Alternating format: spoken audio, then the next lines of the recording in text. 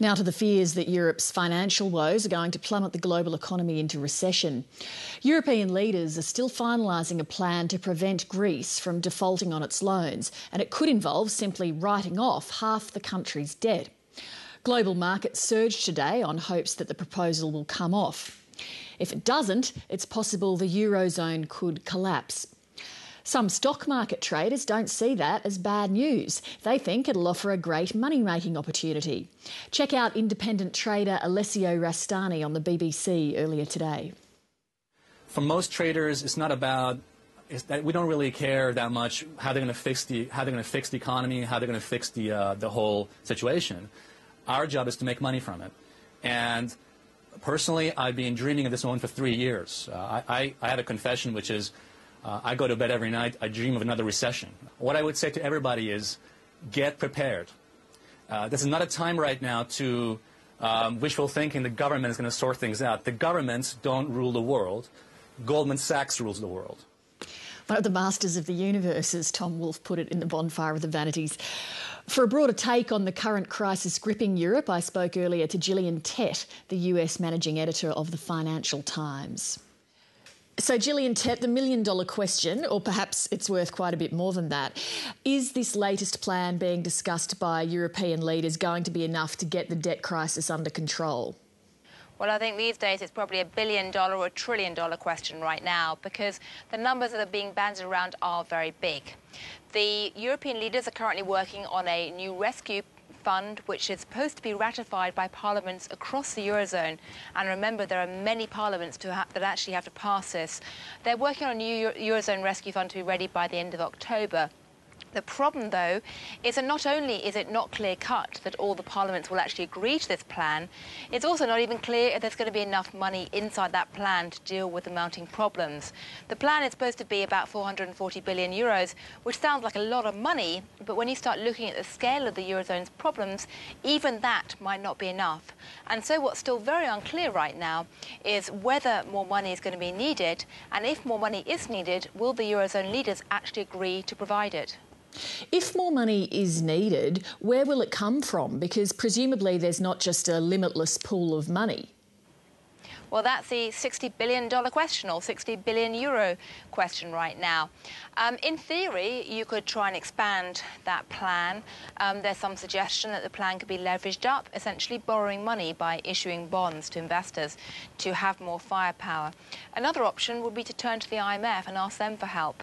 But all of those options require a lot more arguments, a lot more negotiation, and essentially a lot of people having to make very hard decisions about the degree to which they want to keep bailing out countries like Greece, or whether it's time to actually say, well, somebody needs to recognise the losses, and some of the Greek bondholders are simply not going to get paid back.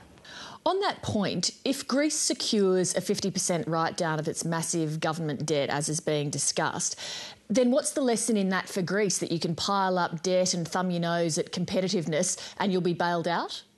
Well, that's a question many Germans would ask, because, of course, there are many German taxpayers today who are pretty angry about the idea that the Greeks, as they see it, have been freeloading off the virtuous Germans in recent years. The Greeks have enjoyed ultra-low interest rates because the Germans have been very sober and stable, and they've managed to bring the overall Eurozone interest rate down. And they look at Greece and say, well, why should Greek dentists be retiring at the age of 56 or whatever, when we've been working so hard? The problem, though, is that unless some kind of package is devised to help Greece, Greece is simply not going to be able to grow its way out of its current debt problems. I mean, the math just does not work to have it grow out of its problems. And so either Greece is going to have to default and exit the Eurozone in a disorderly way, or the rest of the Eurozone is going to have to find some way for the country to move forward.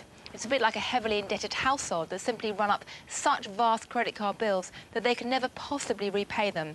What do? You can either say, well, they have to repay them and keep trying, or say, well, I'm going to wipe off part of that credit card bill and they're going to have to start again.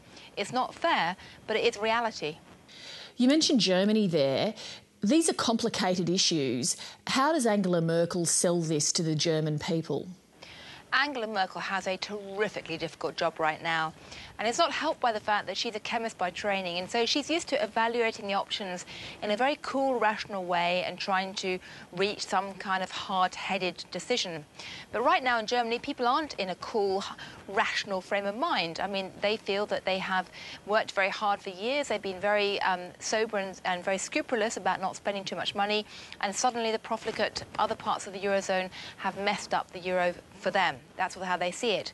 I was talking to a senior German policymaker the other day who said to me, what's really needed right now is someone to go to the German public and say that just as America created a Marshall Plan after World War II to help reconstruct Germany in a way that wasn't immediately in America's interest, but ended up bringing long-term good, so too someone needs to go to the German public and say, now it's your time to pass on the historical baton and create a Marshall Plan, if you like, for the rest of the Eurozone, and to essentially help them, even though you may not feel you're getting very much back in return.